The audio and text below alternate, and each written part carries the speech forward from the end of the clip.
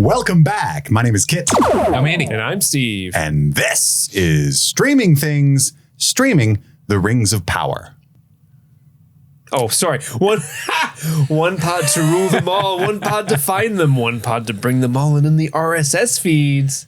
Bind them. Yes. This is episode 6 of season 2. Just checking in. We're actually recording this weeks and weeks before you guys hear this, so it feels a little weird. It does. Yeah. I log onto the Discord a couple days later, like, wonder what they thought of my sweet, sweet joke.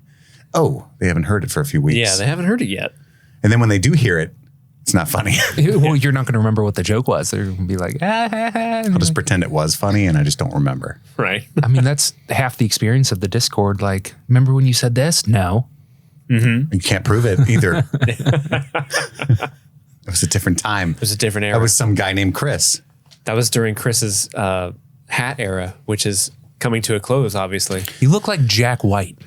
I love it. Thanks, man. Appreciate that. Mm-hmm. I'm feeling pretty good about this show. If you guys never listened to the show, episode 6, a weird time to hop in, but we're glad you're here. What we're going to do, we're going to talk about our overall thoughts on episode 6 of season 2, and then we'll go through a scene-by-scene, play-by-play recap and review. And we'll wrap it all up with a few fun segments. We've got our old Tobeys, our finest moments in the South Farthing, our top 3 favorite moments of the episode, and then our second breakfast. What about Elevensies? I don't think they know about Elevensies, Steve. We're going to talk Dinner? about, Supper? Easter eggs, behind the scenes tids and bits. Maybe nothing. It just depends. And then one performance to rule them all. Our favorite performance of the episode will wrap everything up. You will hear spoilers for everything up through episode 6 and lots of fucking smart thoughts and jokes, really good ones. Beefy thoughts. Girthy. Beefy. Thick thoughts. Welcome back to Thick Thoughts. Brought to you by Arby's. It's spelled THOTS. Yeah. That's actually a decent podcast. I'm sure it exists. Thick Thoughts? If not, it's an OnlyFans. Yeah. Penny for your thoughts? Oh, I like that. Toss a coin to you. That's a Twitter handle somebody's going to snag immediately. Penny for your thoughts. That's a good one. That is a good one. Any hoozle. I'm pretty excited about this, man. The show is cooking. Yeah? Yeah, I think so. I think 4, 5, 6, 7, 8, fire. It brings me so much joy to see you enjoying this show so much. Good. Yeah. I tried to convince you guys to watch the show again and cover it. Famously. Famously, And it was you. I had to Sauron the Deceiver you and say, we will absolutely not be covering it. We don't have the time. And then I was like Celebrimbor, like, I think it's my time to put my foot down and say we will. I think we should. What have you done to me? I think if you would definitely be the Celebrimbor of streaming things. Hello. You've got the craft, the finest. I have the craft forge. Yeah, this is your forge. This is Region where we sit. Yeah. And you're the best of the elven audio smiths. I like to think of myself that way, yes. Who would Andy be? I mean, If I'm Sauron and you're Celebrimbor. Oh, so you are Sauron. Who else would I be? You are Galadriel? charismatic. Elrond? Elrond? Do you think I feel like Andy's more Elrond. Yeah, Am I Elrond? Andy's an Elrond. I want to be Durin. Come on. No. Give it to me. You don't have Durin in it. Big Durin Oh, energy. come on. I have Durin energy. Big D energy. No. I don't think you could satisfy Disa. I'm just Listener- going to throw that out there. Oh, come on. She's a lot of woman. Who at this table could? She would not be singing to the Stones from you. Listener, write in. Let us know who you think we would be from the Lord of the I Rings. thought you were going to say who you think could satisfy Disa. Also that. It's like, I don't want to know. Who has a chance to step up to the plate? Yeah. Who are we from the show? I would, again, since I was getting my cheeks clapped in Flea Bottom, I guess I would probably be like Waldreg's employee or something at best. Do you bow to Sauron? I guess. How much does he pay? No benefits. And Mordor, you bow or you bleed. Actually, Adar, it turns out, was taking care of his employees. You know? That's true. Yeah. I feel like they have definitely a lot of PTO. They don't have dental. At that's least for 2 sure. weeks. They might. We don't know what They're the just ignoring ideal it. orc mouth They looks didn't like. have it before and they have it now, but that ship has sailed. There's like an orc dentist in Mordor that has like perfect white teeth. He's just like outside with his hands on his hips, like, why is no one coming into my shop?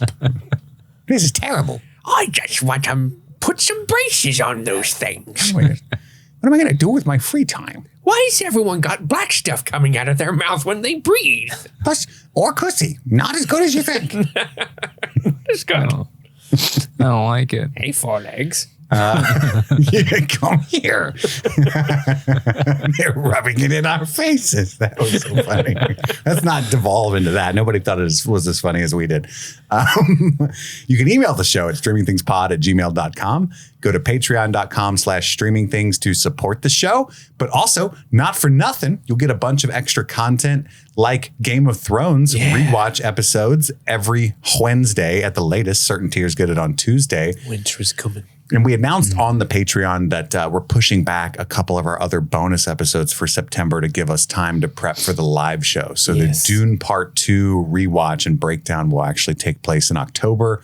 And then we're not going to release the Slaytember, is what the Discord ended up really wanting a bunch of Christian Slater movie options. But we could do those and just short shrift them to all hell because we've got Penguin coverage we got to prep for and all this stuff. And we're both going out of town for a while. And you know, it's a lot. So we just felt like it'd be better for you guys if we just put everything we had into the live show, kept the Game of Thrones going, kept the Rings of Power going, and barreled ahead. So I'm very sorry to anybody who was really looking forward to Christian Slaytember. It's now going to be maybe Slaytober? Christian Slocktober. I don't know. Slaytober? Does that work? I don't know. We'll see. Yeah. Anyhoozle, I'm curious what Andy thinks about episode 6 of season 2.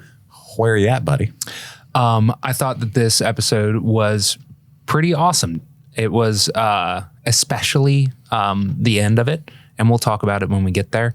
I thought that Sauron had so much room to be characterized in a way that he hadn't before. You know what I mean? We got like, I guess, I don't know, like him kind of taking on the mantle of being the character that we knew he was going to become.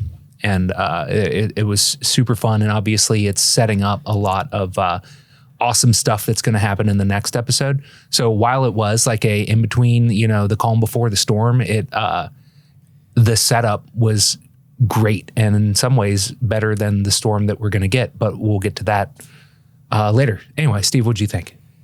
Yeah, I thought this was a really great episode. I mean, some really great action in here. I love the continued humanization of Adar and the orcs themselves. Like, I love when, you know, some people might be like, oh, why can't villains just be villains anymore? And yeah, I guess there's some like truth to that, but I really do like villains that are multi-layered and you kind of see where things are going for them. Like we're getting a little bit of some seeds implanted of like, maybe the orcs aren't 100% with Adar at this point, or they just don't understand his motivations fully. And it's interesting to see like that continue to grow.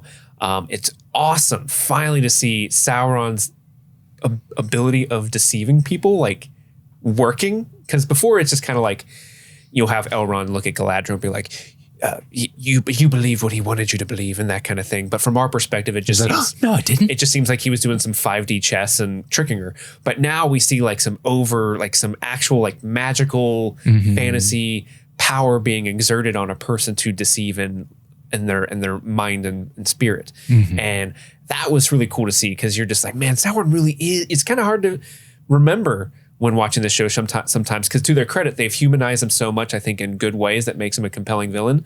But at the same time, you kind of forget just how OP this guy is, because he's been holding back in a lot of ways. So it's been great seeing that kind of come to fruition. I do think the one downside to this episode is like a common thread in the series, and that is Numenor. Dude, they took it away from me. The last episodes, I was like, you know what? I'm starting to care. And then I watched this episode. I'm like, you know what? I think I'm out. I stood my ground. Here's the thing with Numenor. Is it better than last season? Yes, like 100 times. Because it's less. Because it's less. This episode, I think they're starting to lean into something that they're leaning into the religion of Numenor a lot in this episode. And as far as I remember, that's not something they haven't set that up at all. Really set up at all before. Like the faithful and all that. Well, apparently they did. We just didn't know that's what they were doing. Like the sea is always right. That's a cult, basically. Like Tom Cruise is like, yeah. Well, the way they're talking about it is differently. Like you have to remain faithful to our gods. And it's like, well, I don't really understand. At least and I'm sure like there's a bunch of people who like are super into Tolkien and super into the Silmarillions and all that bullshit. Silmarils. The Silmarils, sorry. Feanor would be so mad right now. He's so pissed. Tell Feanor where my address is. Give him my address. Dox me with Feanor. I will show him what's up. 6969. But this is all stuff that I'm sure was like, Orcus well, come get it.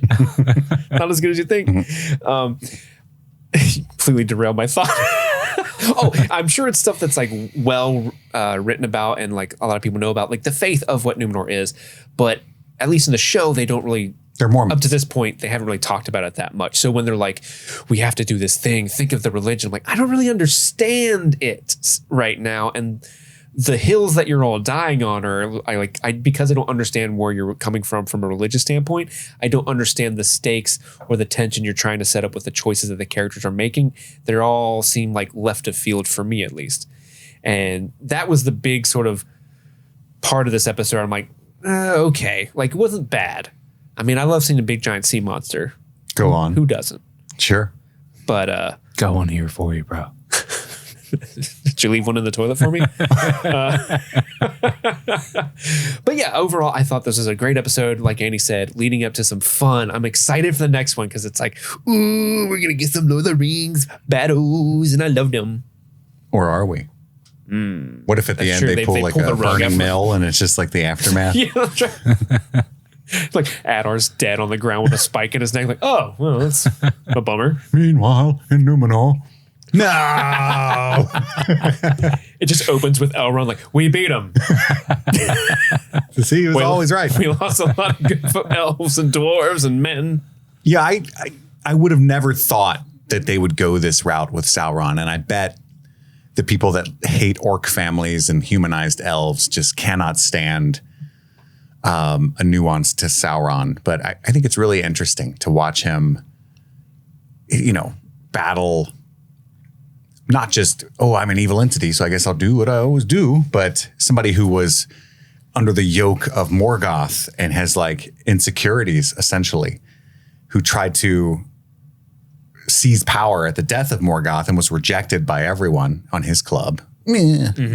Douche, So he's just kind of filled with self-loathing and hatred and a genuine love, it seems, for Galadriel, or a selfish love, but some kind of affection. And now he feels spurned by her as well. And maybe even an actual respect for Celebrimbor, because forging these rings was not something he could do on his own. So all that stuff is just kind of like all we ever saw in the original Peter Jackson movies or reading the book was just, it's a big fiery eye. And it's just basically Satan.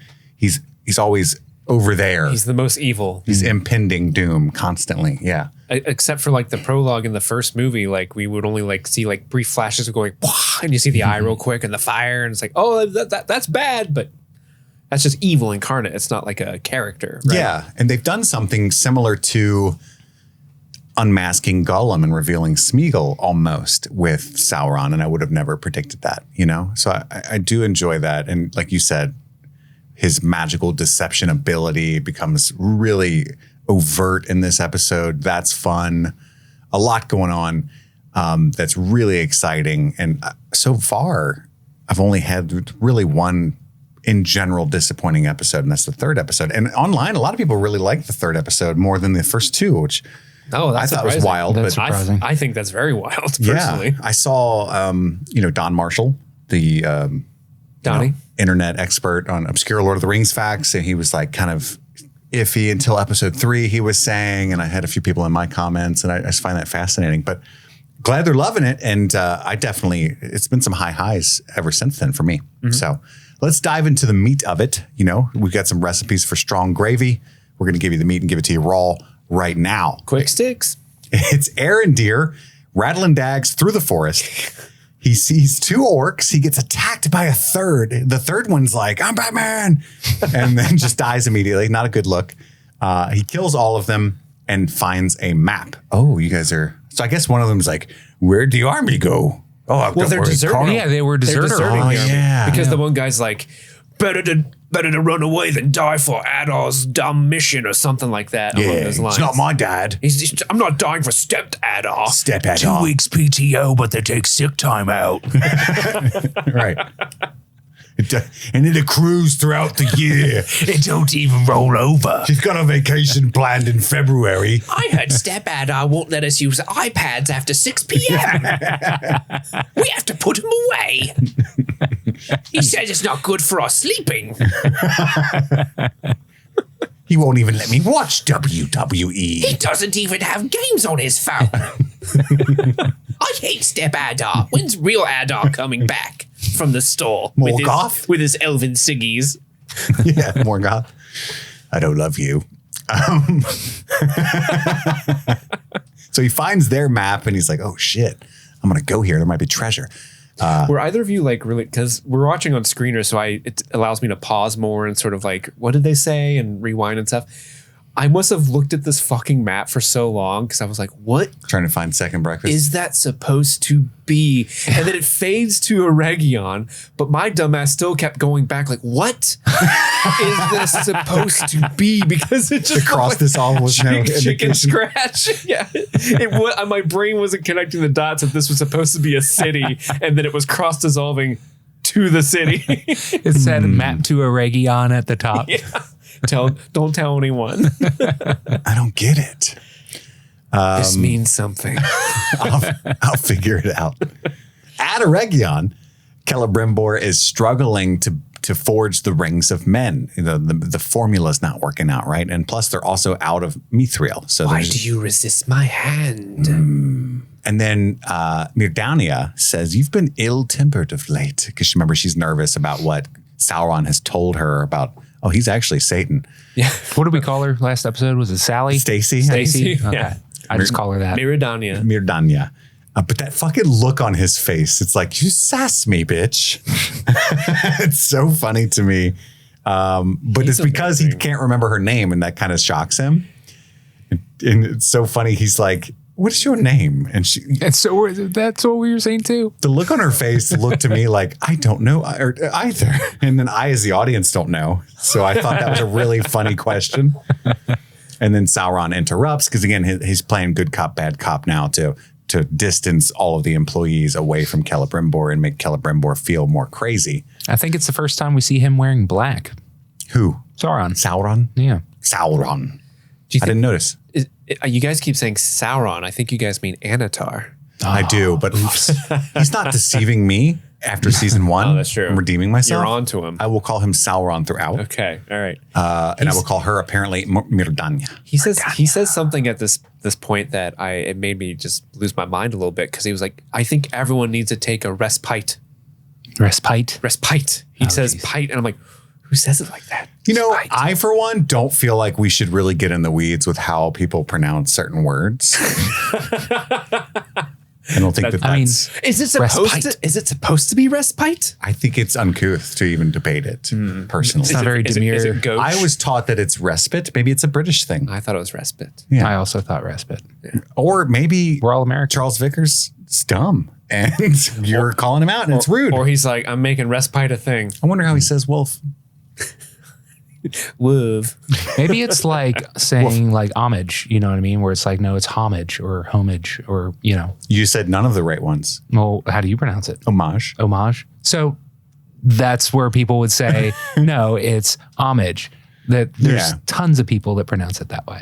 And I'm not saying that you're wrong man. or I'm wrong. Maybe it is respite and respite. I interchange Tomato, homage tomato? and homage depending on the context of how you're using it. Yeah. I'm going to pay homage, or that is an homage to Totally. something. I agree. I agree with that. Maybe people down south say homage. I don't think you should do a hard H just like regardless, though, you know? Sexy wizard.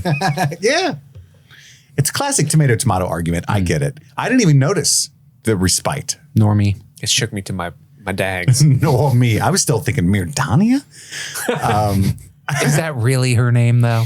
And we don't know. And there's this whole bit where, you know, he starts to feel crazy because he's like, I can't find my hammer. But then when he gestures to look, it's there. You mean that hammer right there? You mean that? What scene does that remind me of? there's like a magical scene from a famous movie where he's like, he says the word as it appears. I'm sure we all watched it as a kid 1,000 times. I don't know. You know what I'm talking about? Master. Oh, there's Fantasia? somebody turns a weapon into a fish, and they're like, "What are you gonna do with that fish?" And then he's holding the fish. Yes, He's it's "Oh my like God." that. He drops it. What is that? I got Oh, it's nothing. Dogma. Dogma. That's Yeah. why you and I would. Yeah. Yeah. Sorry. I've seen gonna Dogma.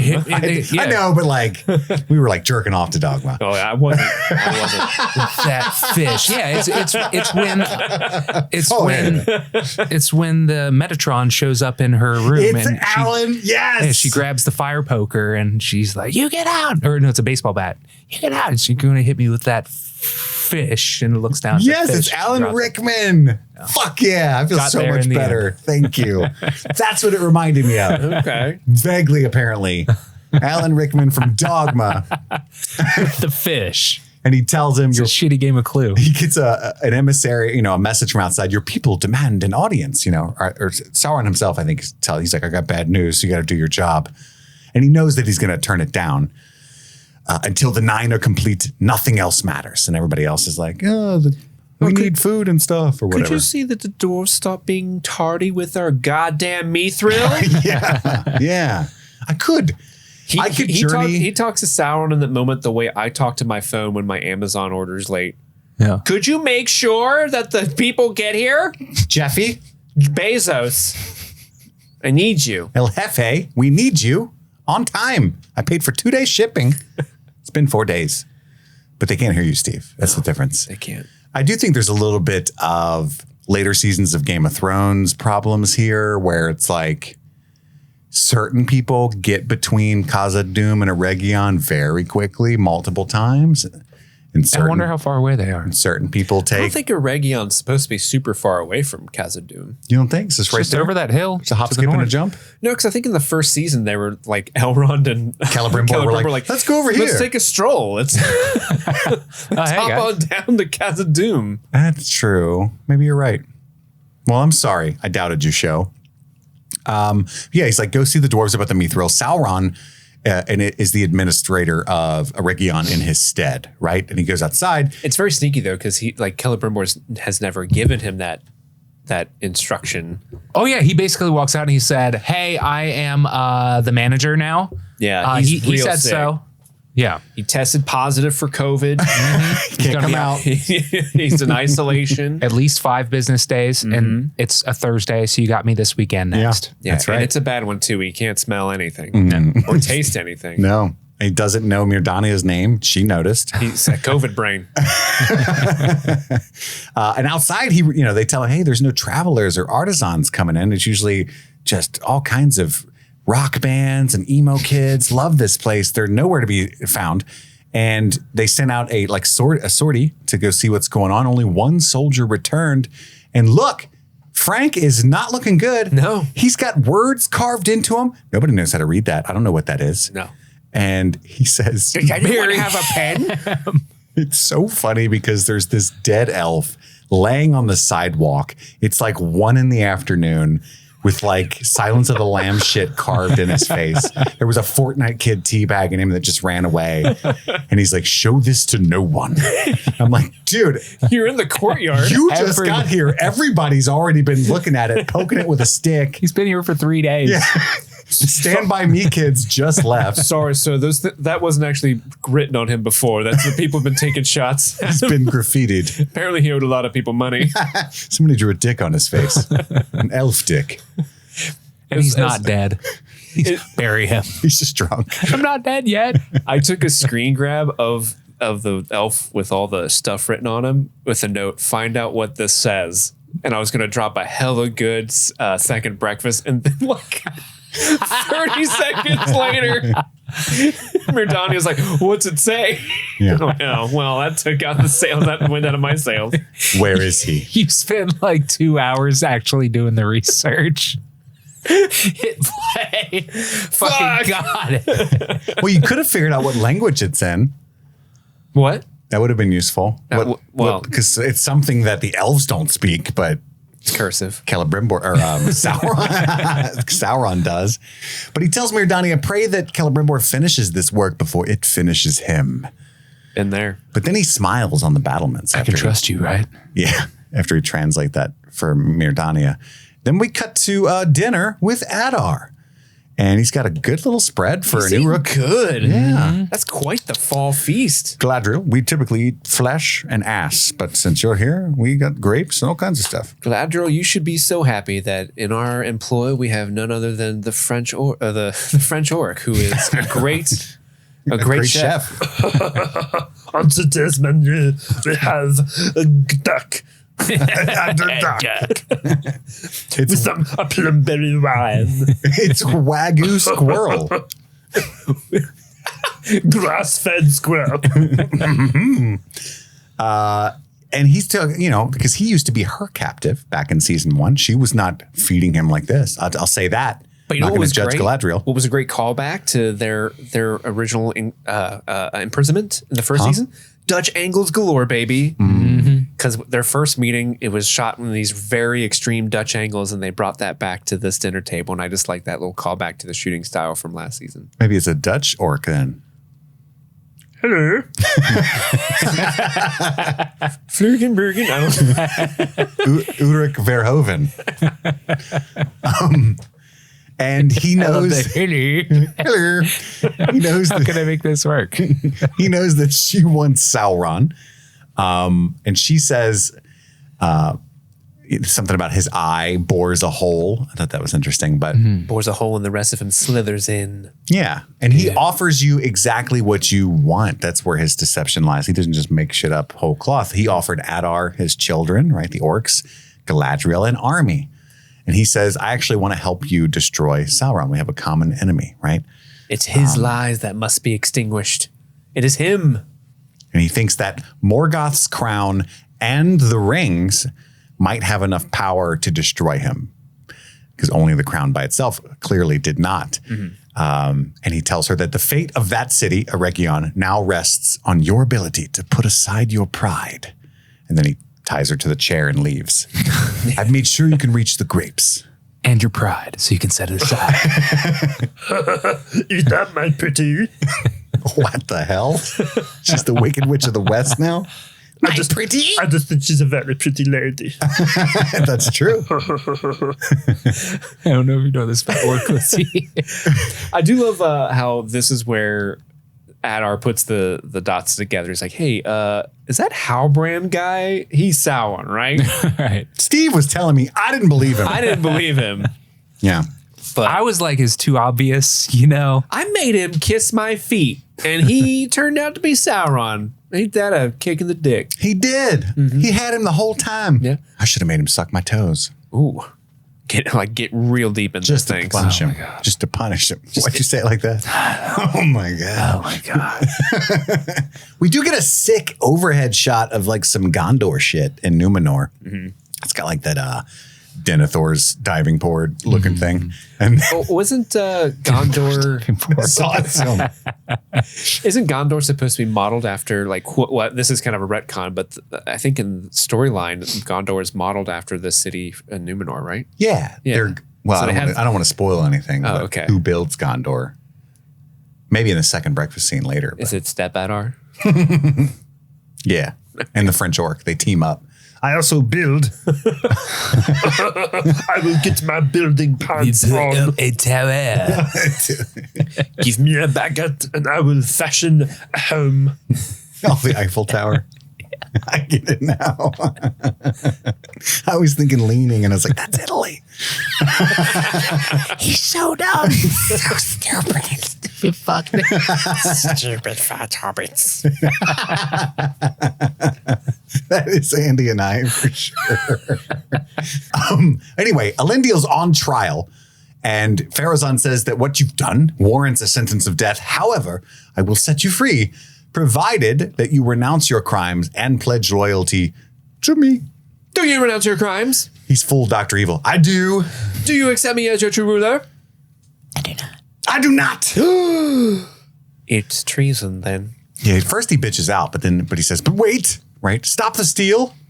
And Eyebrows is pissed. Farazan. And he says, the only traitor is you, and points at him and walks. Yeah, that walking thing is he weird. does. He does. It's like a music I video. like how he gets like 5 or 6 steps before the guard's like, "Oh shit, hold on, stop! You can't do that, dude." If he broke out into song while he did that, I would have allowed it. That's true. Like, seriously, I'd have been like, sweet. The only treason is you. You, Farazan. you. And then, ooh, it got a little sexy. I don't know why I did it that Farazan way. looks so much like Jack Black, is that so then he could join in if he actually was Jack Black? Yeah. Rika-goo-goo, rika-goo-goo. I am the treasoner. Yeah. But he says, let the Valar decide his fate.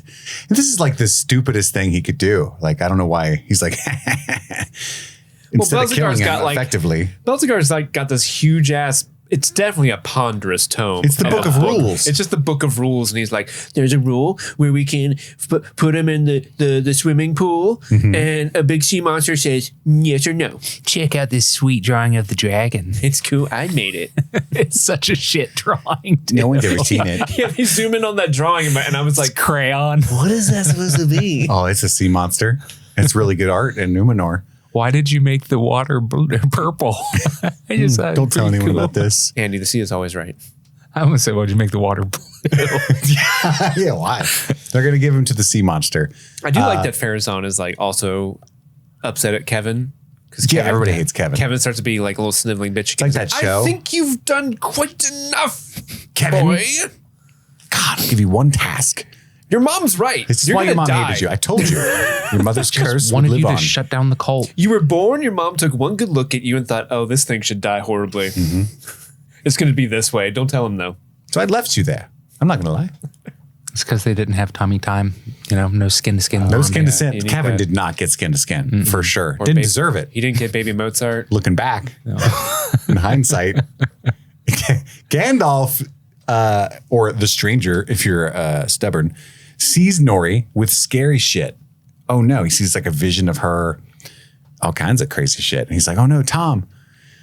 Oh no, he goes, "Oh no, Nori," and Tom goes, "Snoring? Who's snoring? Who's snoring?" He's the Ron from Parks and Rec. Ron from Parks and Rec. Yeah, Ron. What's the fucking actor's Sorry, name? Fuck yeah, Nick Shit. Offerman. Nick Offerman. Yeah, Ron Swanson. Yeah. Ron Ron Swanson. Swanson. Just saying Ron was wrong. I know. The fact that you didn't even register, I was like, It has to be Ron Swanson. Just saying Ron is like, who the fuck's Ron? Ron. He reminds me of Ron Swanson more than No. from Harry Potter. Anyway, and he's more Forrest Gump shit. He's like, it shows tomorrow's clouds as sure as yesterday's sunshine. Follow old Tom. He so says perfect. He's talking about the secret fire, and at some point later in the future, Gandalf says he's serving as the secret fire, but I don't know what the secret fire is because it's a little too secret. It's rap. This fire's fuck, bro. Bars. Don't tell nobody. My secret. Nori tells the Goond that she's got to leave, right? And the Goond is like, there's too many memories. And she tells this very touching. I mean, this got me. This show. Well, it's got you. Yeah, like I'll be like, up on you. every time I'm watching Rings of Power, there's a moment where I'm like, I don't give a fuck at all. And then I'll be like single tearing it, like, oh, I do.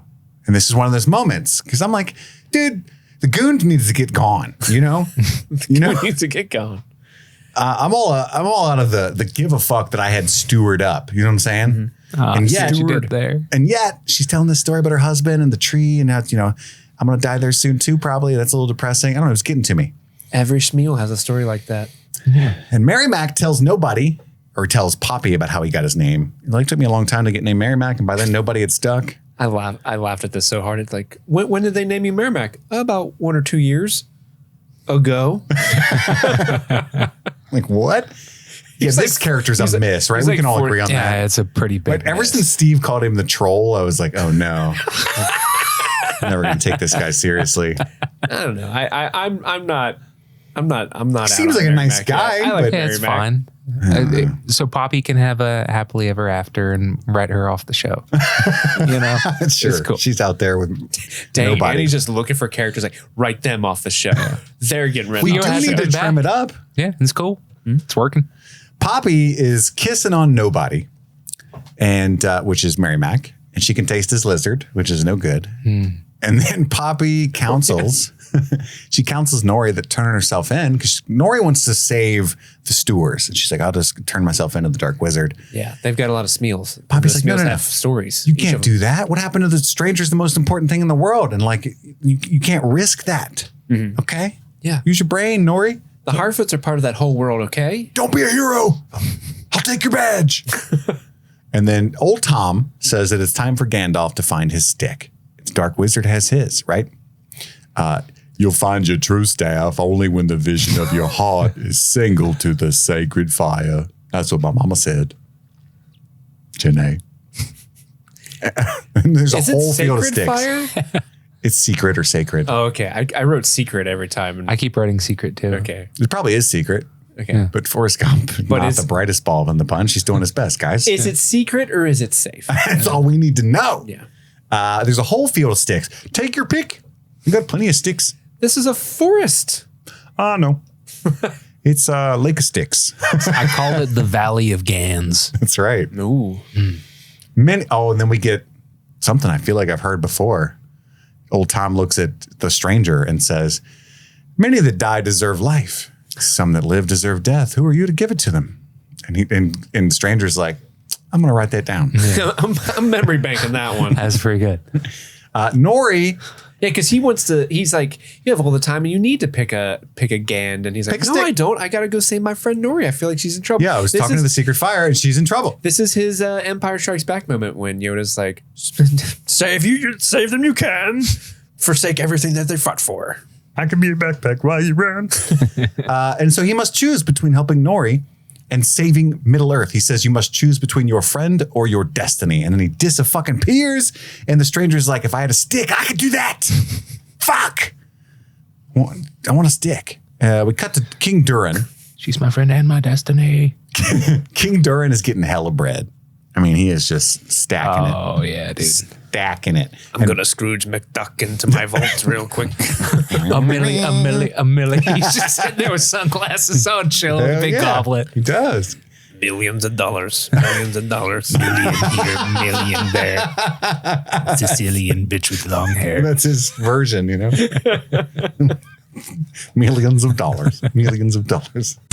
This episode of Streaming Things is sponsored by BetterHelp. BetterHelp. You know, Steve, there's something I need to get off my chest. What's that, fella? It's been weighing on me. You know that I resigned at the day job recently, right? And I've been a little scared. There's a family to worry about. There's health insurance. There's capitalism. Sounds like a stressful time. But we all carry around different stressors, big and small. And it feels better when you bring something to the light and keep them bottled up. It can start to affect us negatively. And therapy is a safe space to get things off your chest and to figure out how to work through whatever's weighing you down. In my case, it's all of the stress, the misery, the fear. But I had to come over here and share that with you, and I felt better. You know, that's a real thing that happened. Yeah. Unloading all that on you and Erica and feeling better myself. That sounds like my Friday night. Sometimes you just need somebody to listen. So if you're thinking of starting therapy, give BetterHelp a try. It's entirely online, designed to be convenient, flexible, and suited to your schedule. Just fill out a brief questionnaire to get matched with a licensed therapist and switch therapists at any time for no additional charge. If you're not vibing, that's completely fine. So get it off your chest with BetterHelp. Visit BetterHelp.com/streamingthings to get 10% off your first month. That's BetterHelp, HELP.com/streamingthings.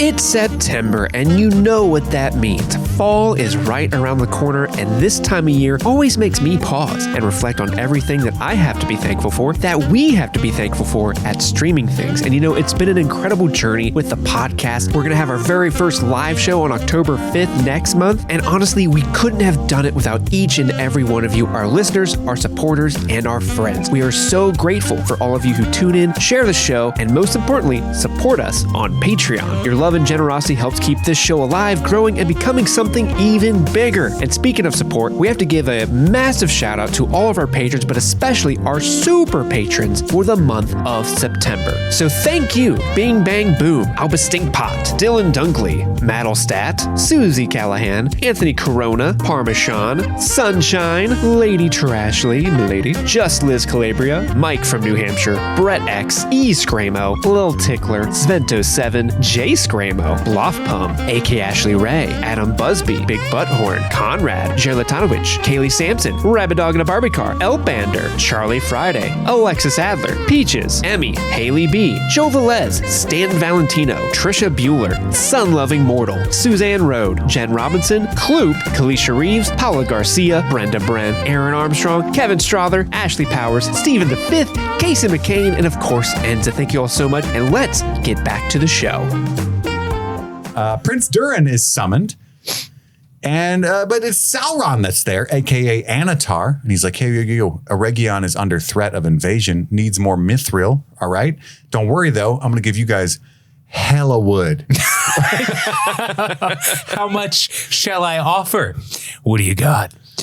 Wood. A lot of lumber. For their shafts. I've got 12 inches. He's like, I got hella wood for your shaft, King. Wink, wink. Wink, wink. And I love that King Durin's like, tempting. I already got all this money. What I don't have is that fine ass. And he says, or I could give you something more precious. And obviously it's head. But at that moment, King Durin says, well, we don't know what he's talking about. That's true. He says the answer is no. The answer is no. What is he talking about? Give my regrets to Celebrimbor. I mean, I'm pretty sure he was unzipping his fly when he said bread. We've heard a lot about the mouth of Sauron in the extended edition. Oh, are we going to get an origin story of the mouth of Sauron in the show eventually? God, I hope so. I hope so. I hope so. But anyway, yeah, Prince Durin is incredibly relieved. Wait, he sees the Balrog in the torch flame. Did you say that already? Vision in the fire. No, I did not. And Prince Durin's like, oh, thank God I'm dead. But it turns out he's just negotiating hard. He's like, oh no, they're going to be so fucked when they come crawling back. We can sell with Middle Earth erupting in war. We can sell weapons and armor of mithril, and we can name our price. Which is awful, obviously. Now he's Lockheed Martin. He's just becoming Dick Cheney in front of our eyes. The whole world has gone mad. Let's go hunt quail. But it is to us to grip it by the throat. That's right. Expand the digging. He tells Narvi to double his work teams, expanding the dig. And his son is like, take off the ring. Father. I will not. It is mine. Belongs to me. And he says, no. You belong to it. That's right. That's a good one. And the prince tries to grab the ring, and he's thrown off by the magical strength of King Durin. It's crazy. Disa wants to protest, basically. She's like, look, I've been handing out flyers. We can block the path to the mine, link our hands. They'll be forced to stop, right? And he's like... Play hacky sax. Smoke weed. Smoke a bunch of weed. He says, no. They'll take his crown. You know, talking about humiliating him. That's my dad. And Prince Durin weeps. He's still in there, right? I can't do it. And Disa says he'll destroy himself and take this kingdom with him if you don't. God, such a good sad. fucking scene. It is a very good scene. Gave me chills. This is the scene it. that I was like getting weepy at when he like wouldn't look at her and he's like crying. He's like, "Are you crying?" Like, oh, like a I girl. got something in me eye. I miss girls. And then we cut to Numenor. There's horns a blowing. Excuse you. Trial by Abyss, the James Cameron movie. that sounds dope. Honestly, I demand trial by Abyss For sure. if I'm ever taken in by the cops. It's just a parking ticket, They'll sir. let you go. I demand trial by Abyss. We'll see what the Valar think. Hello? Sorry, you just have to park or like move your car. Nope. Trial by Abyss. And they're going to throw him to the sea worm. And Aarion begs Elendil, her father, to swallow his pride. And he's like, if all you see is pride, fuck off. Father of the year. Like, dude, I think this warrants a deeper conversation than just like, I'm going to be cryptic and toxic. No, that's like, really? Yeah, like Fuck that. No, like she clearly doesn't He know is what he's talking about. He is very obviously fighting fascism. No. Yeah, no, I'm And not she- disagreeing. And so what I he's mean, saying I is think Farazan had the better claim. what, He what had he's the red saying is, outfit and the eagle came. at this point, if you think what I'm doing is just pride, no explanation's going to sink in. You're either too corrupt or too stupid. And I'm with him. I'm just saying, up to this point, ever since he got back from the war, he's been in what, 2 scenes with her? It seems like they haven't actually discussed anything. And I feel like if he was just open and talked to his daughter, maybe she wouldn't be in this situation. What would he say? Throw that out there. What would he say? Hey, quit hanging out with Kevin. Number 1. Your mother told me as soon as she laid eyes on you that you were going to have a bad fate. That's right. That's right. Well, she still fucks with Kevin after Kevin killed her buddy, Valendial. That's what he's saying. Like, pride. You see what's going on? Again, if he just talked to her before this, V-Dog is dead. You're adopted. There, I said it.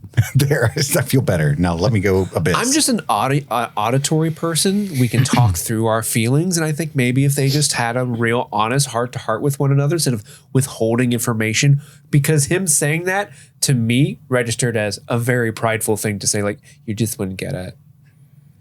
No, I wouldn't get don't it. think she would. This is just me talking. I don't think she would get it. I think he should say less. Less is more. He should have called for the Abyss long ago. Try my best. What do you mean? It's peacetime. I want it. Dad, I just asked you what you want for dinner. I want to Try die. my best. I want to die. And Taco Bell. See, my note after that is well said. So that was funny. Oh, I was honestly like, well, come on, dude. She's reaching out to him to have an honest conversation. No, Farazan sent her to get him to acquiesce to strengthen his claim. And you know what she did? Went there and did what he asked. She went and got Muriel to back also, her up. by asking Farazan permission, because if he does this, it'll strengthen your claim. I'm saying that her doing the act of getting Muriel involved shows that there was an honest daughter reaching out to her father. Maybe it's one-sided, but I'm just saying if he closes that door, he's also not helping. I'll never forgive her. Okay. Valandiel deserved better. Orlando definitely deserved better. Yeah, this is all her doing. Fuck Kevin. Someday Arya is going to turn on you, and you're going to have to make that choice. In that situation, and I'll be like, you see, this is pride. I demand trial by abyss. Always, every time. But she brings Muriel up to try to convince him as well to spare his life. And Muriel says, bow to Farazan. Numenor needs men like you. And he says, faith is not faith if it is not lived. That's right. That's what they say in the big book of Alcoholics Anonymous. It says faith without works is dead. I'm just going to throw that out to you guys. Mm-hmm. It's pretty similar. I don't think it's from Lord of the Rings, though. It might be. And Did Tolkien write that? No, it was written in the 30s. Actually, he might have read it and stolen it. If you think about it. Oh, that's true. But he says, I'd rather die with a heart that is whole than live with one broken by cowardice. Right? Mm-hmm. I like that too. That's a good line. And then he ruins it by "What saying of the my sea is heart?" always right. Yeah, the sea is always I was like, come on. Well, what do you guys think about this like overt love story between him and Muriel? I don't like it. No? It's kind of random. Is he not good enough for her? I don't deserves like better. You're the one that got me back into the church, babe. Not a big fan. Yeah. I followed your ass 3 blocks and looked up and I was in the church. Should we go pray together? I don't know. It's fine. I just, there's a little bit of lack of platonic love between different genders, I think, in this story at times. Sure, I agree with that. But hey, it's fine. I didn't feel strongly either way. Hey, let Andy? people No. Let people fuck, sure. let people fuck. Let them fuck. Let them fuck. I want to see it though. We cut to Narvi and the Delvers. They do be delving and they run into Disa and she sings at them, which at first he's like, I okay. wrote "Hiya" real big. But it turns out she's Batman. She sends a whole, here we are again. But What is it? Any guesses? I'm gonna guess a coven of bats. Okay. I'm going to guess a coffin. Ooh, a coffin? And Andy, you say a school? It's definitely not school. That's all I got. All right, we're all wrong. A group of bats is called a colony. Oh, that's boring. Some have referred to groups of bats as a camp of bats. That's worse. Yeah, I think we're getting worse here. Oh no, a camp. So Disa sends a camp after him. I'm trying to earn my badge. Yes, the whole colony of bats, giant ones too, like the big white one from Ace Ventura: Pet Detective. Or no, When Nature Calls. Yeah, that one. It's a huge one. Bumblebee tuna. Bumblebee tuna. Bumblebee tuna. Balls are showing. Bumblebee tuna. And they all flee, and then Durin pops out of nowhere. I love you. That's a good scene. Love me later. This is only the beginning. He's like, oh, okay. All right. Down the cave a little bit. And then we see the sea worm ceremony, which is not a euphemism. And excuse you. And they're all like, throw him in. But they say, no, release him. Muriel walks up and offers to face judgment in his place. Time to sacrifice. No, Muriel, no. No. And Once I make my move. you're free to fuck the king. Yeah, because she can take the Valor's judgment in his place since the crime was committed in her name. Oh, okay. I hate this That moment. must be in the rule book, huh? It is so. It's like an Adam Sandler movie. It's all in there, you know? Because they cut the Belzegar with his comically huge book. And it's like, technically speaking, by law. I just checked. And then also, Elendil's like, all right. Oh, Have no. fun. I suppose. Please don't. All right, cool. Oh, man, really, it should be me, but like, C is always right. I'm with you. C is always right. And Muriel goes swimming, and then she's pulled under by the sea beast, and he's like, she's not even scared. And then chucks her back out. And then the Valar have deemed her innocent because she gets chucked out right at the moment. All hail Tarmilia, queen of the sea, and the sea is always right. And then Pharazon's like, well, that backfired. Fuck me. Now she's the sea queen. Queen of the sea. So does that just make her queen again? I guess everybody's like way cooler than Pharazon. I think they're all playing a messaging game because she's not the queen, but they can say Queen of the she's the sea. queen of the sea, and it's like a rallying cry. Politically, it's not great for him. Right. I also love Because how you know what's everyone. cooler than an eagle? A giant monster. That's true. Yeah. The giant sea monster likes Muriel. And technically, we don't know if the eagle liked Pharazon. Muriel. Yeah. The audience that came to watch this trial by Abyss are the most fickle people in the world because as he's walking out, they're like, you suck, traitor, fuck you. And then Mariel steps up, no, it should be him, not her. And then she comes back, we liked everyone. Yeah, both of you are great. The hot dogs are great here. Oh my God, if I was either Muriel or Elendil, I would have been so mad. But I would have just been like, I'd kill the lot of you. I'd know you're all fake. Yeah. Oh, I know what you're referencing. Fakey fakers. That's a good one. Sycophants. That's what they are, Steve. Yep. But then Pharazon consults the Palantir, which was what Muriel lost the favor of the people for doing. And there's like some molten lava, some lightning, and some Halbrand in there. Is this the first time do you think he touched the Palantir? That's hard to say. You think he's been watching Palantir channels all Oh, night? he's been touching it. It's It's like like- fuzzy. That's his channel 72. Let's see what's on the old boob tube today. That's a tit. Halbrand. No, it's just Halbrand's face. Galadriel spills everything to Adar, right? And he talks about the team up. It's just like, do you know? It's like Captain America and Iron Man when they were fighting for a while. And she's like, what? I'm not a nerd. And then so he skips all that. So he proposes this team up. So all started with the movie Iron Man, right? Nobody thought it was going to be a best. Robert Downey Jr. was not, the insurance companies Just were not out of thrilled about rehab. him because of his history, but it's going to work out great. Just hold on, we'll skip ahead.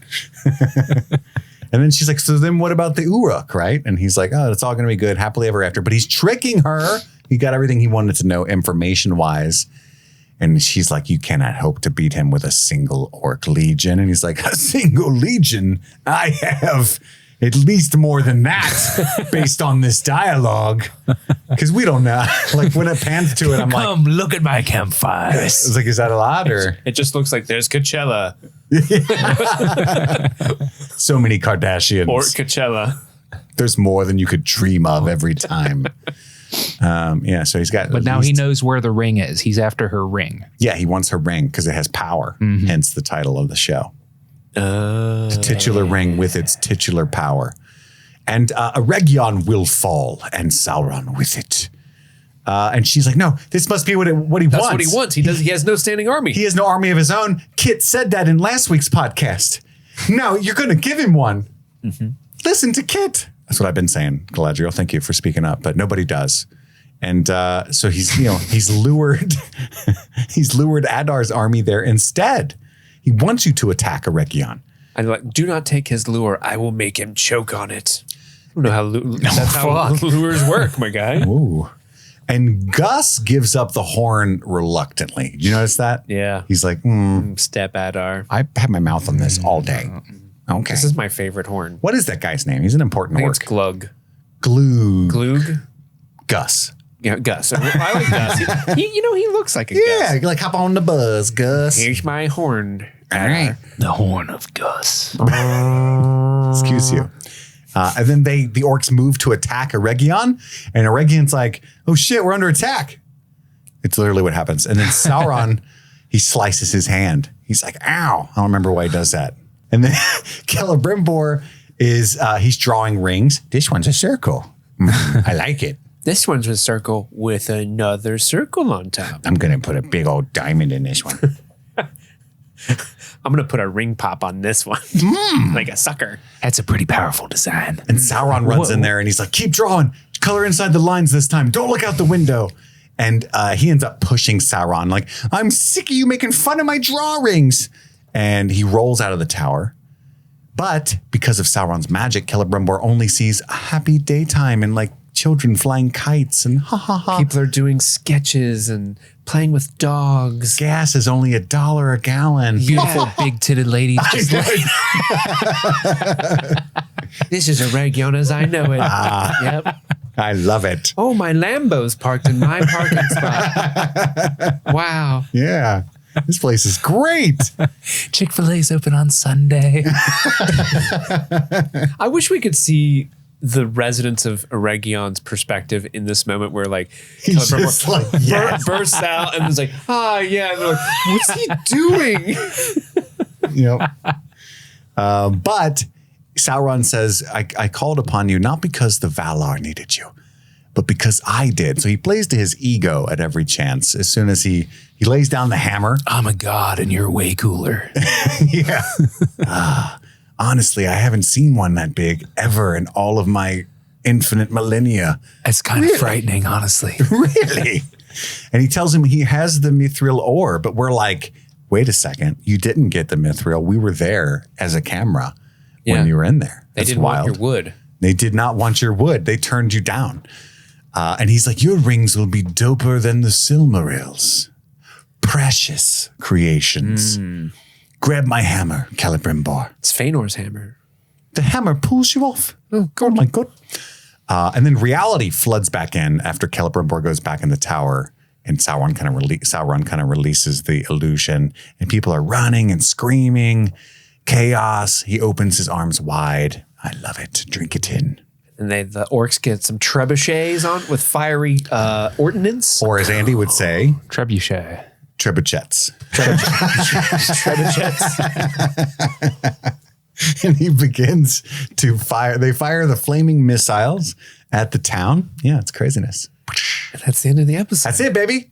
Now it's time for our old Tobeys, finest moments in the South Farthing. Andy, Yes. count them down, man. What's your number 3 favorite moment? My number 3 is going to be Gladdy and Addie having dinner.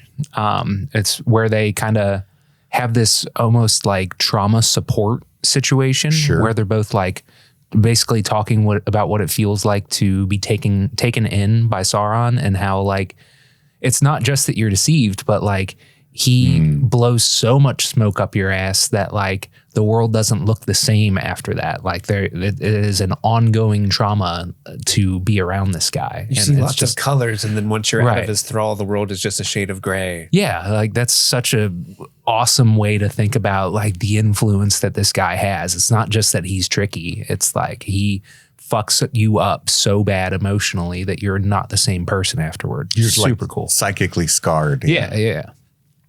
That's my number 3 as well. I really like that scene, and I like their Joseph first. Molly, man, crushing it this season. Yeah, Joseph Molly, that guy's killing it. No, just I like their first scene a little bit better because the second one, Galadriel in the beginning of it seemed too eager. I thought she was trying to trick him, but really he was tricking him. And then I was kind of like, come on, guys, you guys are on the same side. Come on, don't do this. But yeah, that first one is great. Just like what Andy said, the trauma bond between the two. And the one little bit where she kind of, I forget what she calls him. Does she just call him an orc? Like, you're a gross orc. I hate you. And he just silently is like, Uruk. Because he corrects her. And it's just, He says, Uruk sounds like when you are the French orc and you say orc. Did someone say Uruk? I will bring some out on a tray for you to sample. On the tray, Uruk. Oh, de toi. What's your number 3, kid? Mine is that as well. And it's, it's such a fascinating dynamic because she hates orcs. She has killed so many orcs that all the orcs know who she is. Like, she's the orc hunter, basically. Yeah. And he's like the famous orcs rights activist, right? So they couldn't be more diametrically opposed, and yet they are united by a common enemy, and actually both pretty sweet, reasonable people once you get to know them. So there's all of that at play. As the audience, there's some kind of almost dramatic irony waiting for the team up. And two great actors just chewing some scenery. It's good stuff. Dutch angles, baby. Dutch angles. Dutch in it. Andy, you're number 2. My number 2 is Celebrimbor being deceived by the deceiver there at the end, where he kind of like tries to stand up for himself and gets, convinced to keep going, gets brought outside, and we, see the miracle world that Sauron is capable of forcing him to see. A just incredible display of how powerful he actually is, and so cool to get to see Sauron being that guy and doing those things to people. And yeah, just awesome acting, both guys. Awesome stuff. Steve. Andy, are you in my mind? I think we're about to have a We All Everybody. Are you showing me a sea of color? When this podcast ends, will the world only be a shade of gray? And a little bit of green. That is my number 2 as well. For everything you just said, it's just so great to see the deceiver deceiving, but in an overt, magical way. And yeah, like the performances are amazing. This might be controversial. Oh, God. But the two of them together. Oh, God.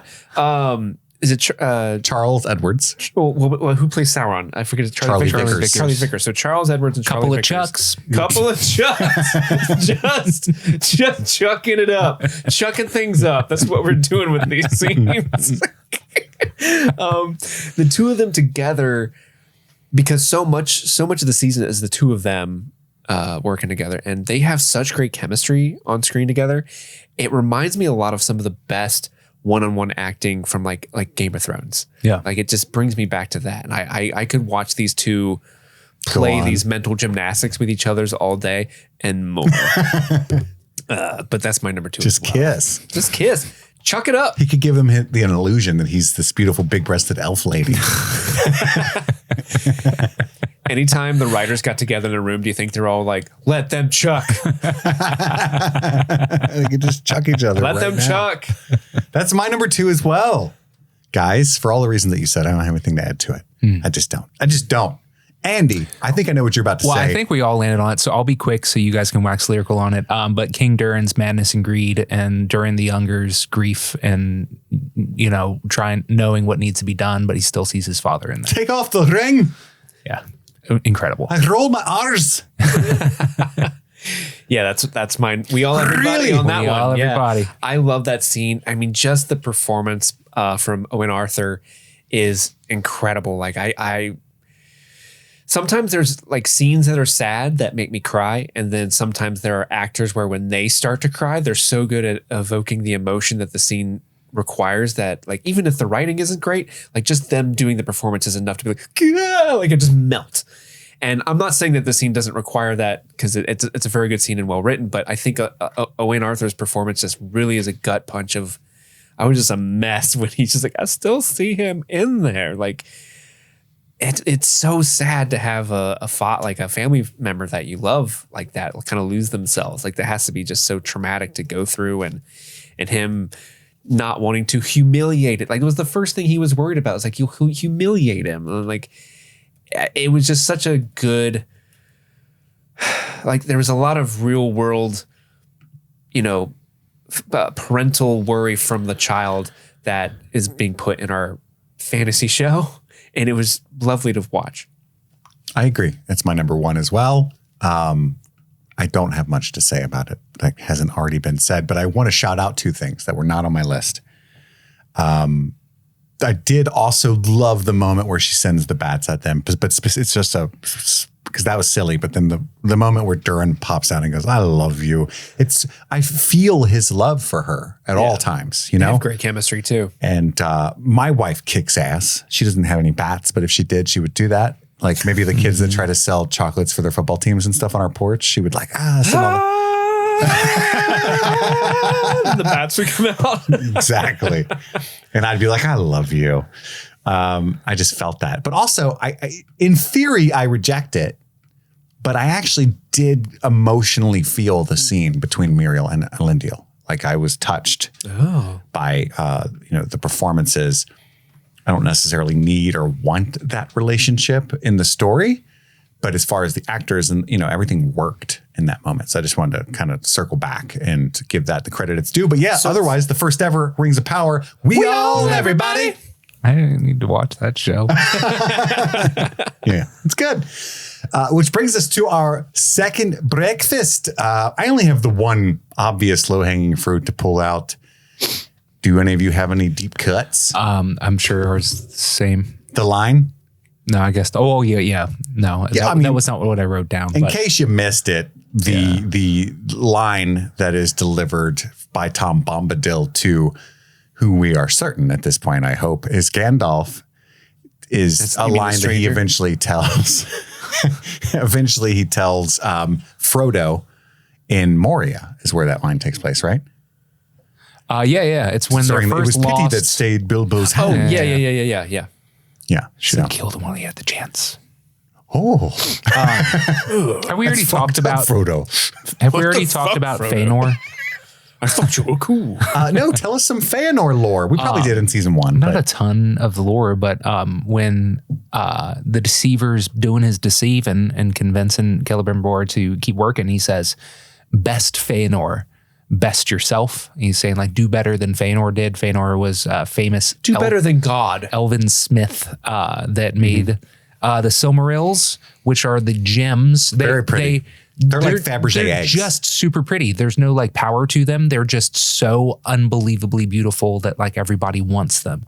And at some point, eventually, Morgoth, Sauron's kind of stepdad, steals them and wears them in his crown, which is pretty cool. And he also made the Palantirs.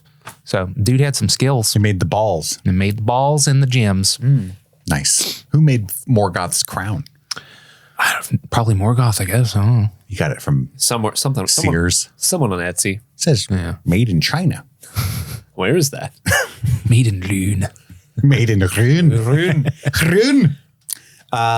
Yeah, great, Andy. Good Fëanor shit right there. That's what I'm talking about. And now it's time for our one, not a segue, one performance to rule them all, our favorite performance of the episode. We might be all locked in again. I think so. Who you got, Andy? I'm going to go with Owain. Let's fucking go. I'm going with Owain. All right, me too. Owain Arthur. None other than Prince Durin. Durin the Fourth. Prince Durin the Fourth. He's really doing it for me. I keep I write his name as Durin Y for Durin the Younger. That's the easiest way to do it. It's not his title, but sure. Nah, he's incredible. I mean, I waxed poetically in the last segment about how like his crying really made me cry, and he's And he honestly, looks nothing like that. There's several people where you're just like, you see what they look like in real life, and man, they do a great job. Once you with the pointed makeup. out that was Peter Mullen, I was like, I see him now every time it cuts to him. Yeah. Still don't see him in Durin. No, I do not. I've looked at pictures of Owen Arthur a bunch of times, and I'm like, where the fuck is that guy? But It's yeah, impressive. like he's honestly, like, every time we do these one performance to rule them all, if Durin's in an episode, it's like He's in the running. ooh, I could give it to him For because sure. he's always a standout in every single episode he's in. Yeah. We have never been synced up Yeah. like 3 elven rings on this show before, Under the Sky. on T-Rop at least. So that's wonderful news. Tune in next Thursday at 9 a.m. Eastern Standard for our coverage on episode 7. And Penultimate. Patreon only. Don't forget, we're balls deep in season 2 on our Game of Thrones coverage. So if you're into that kind of thing, you can go there. I'm not balls deep in it. I'm a eunuch. Thank you, Varys. We are well aware, but for everyone else, Just balls thought deep. I would let you know. Because you don't have balls. No. Well, that's all the time we've got for right now. We've got to go return some videotapes. My name is Kit. I'm Andy. And I'm Steve. And this was Streaming Things, streaming Game of Thrones. Happy streaming. Rings of Power. Happy streaming.